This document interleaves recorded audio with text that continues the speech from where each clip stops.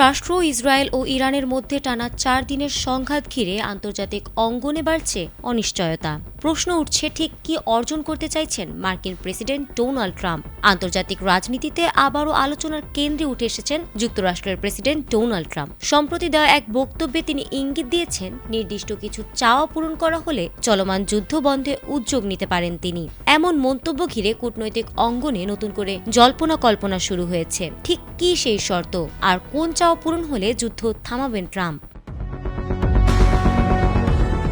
ইরানে হামলা শুরুর আগে ট্রাম্প প্রশাসন জানিয়েছিল তাদের মূল লক্ষ্য ইরানের পারমাণবিক স্থাপনাগুলো ধ্বংস করা। কিন্তু যুদ্ধ শুরুর পরপরই ট্রাম্প ঘোষণা দেন, এই অভিযানের উদ্দেশ্য শুধু পারমাণবিক কর্মসূচি থামানো নয়, বরং ইরানের শাসন ব্যবস্থায় পরিবর্তন আনা। লক্ষ্য নিয়ে এমন ভিন্ন ভিন্ন বক্তব্যে তৈরি হয়েছে ধোঁয়াশা। মার্কিন পররাষ্ট্রমন্ত্রী মার্কো রুবিও এবং প্রতিরক্ষা মন্ত্রী পিট হেগসেথ এর বিক্ষিপ্ত ও অসঙ্গতিপূর্ণ মন্তব্য পরিস্থিতিকে আরও জটিল করেছে। যুদ্ধের লক্ষ্য নিয়ে মিশ্র বার্তার কারণে ইরান অভিযানের পরিণতি এখনও স্পষ্ট নয়।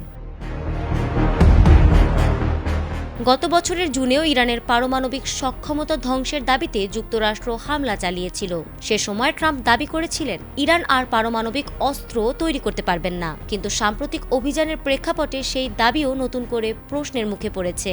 তিনি ইরানের কাছ থেকে নিঃশর্ত আত্মসমর্পণ দাবি করেছেন বলেও জানা গেছে। তিনি মূলত এমন একটি পরিস্থিতি চান যেখানে প্রতিপক্ষ দেশগুলো আমেরিকার শর্ত মেনে নেবে এবং তার ভাষায় আমেরিকা ফার্স্ট নীতি জয়ী হবে। তিনি মনে করেন, বড় ধরনের ছাড় বা ডিল চূড়ান্ত হলেই কেবল স্থায়ীভাবে যুদ্ধ থামানো সম্ভব। এদিকে সংঘাতের প্রভাব পড়তে শুরু করেছে মধ্যপ্রাচ্য জুড়ে। ইরান ও ইসরায়েলের পাল্টাপাল্টি হামলার জেরে সংযুক্ত আরব আমিরাতের বাণিজ্যিক রাজধানী দুবাইয়ে দেখা দিয়েছে চরম অচলাবস্থা। দুবাই আন্তর্জাতিক বিমানবন্দর ক্ষতিগ্রস্ত হয়ে বন্ধ হয়ে যাওয়ায় সেখানকার ধনী ও প্রভাবশালীরা দেশ ছাড়তে হিমশিম খাচ্ছেন। বাণিজ্যিক ফ্লাইট বন্ধ থাকায় ব্যক্তিগত বিমান বা প্রাইভেট জেটই এখন একমাত্র ভরসা, আর এতে ভাড়া কয়েক গুণ বেড়ে গেছে। ইস্তাম্বুল ও মস্কোগামী ছোট জেটের এক একটি সিটের ভাড়া কোটি টাকা ছাড়িয়ে যাওয়ার খবরও এসেছে। ইরানের ড্রোন ও ক্ষেপণাস্ত্র হামলায় দুবাইয়ের বিলাসবহুল হোটেল ও গুরুত্বপূর্ণ স্থাপনাও ক্ষতিগ্রস্ত হয়েছে, ফলে অনেকেই ওমানের দিকে পাড়ি জমাচ্ছেন। শেষ প্রশ্নটা তাই থেকেই যায়, ঘোষিত লক্ষ্য পূরণ না হওয়া পর্যন্ত কি অভিযান চলবে, নাকি কূটনৈতিক চাপ ও বৈশ্বিক সমালোচনার মুখে ভিন্ন পথ বেছে নেবেন ডোনাল্ড ট্রাম্প?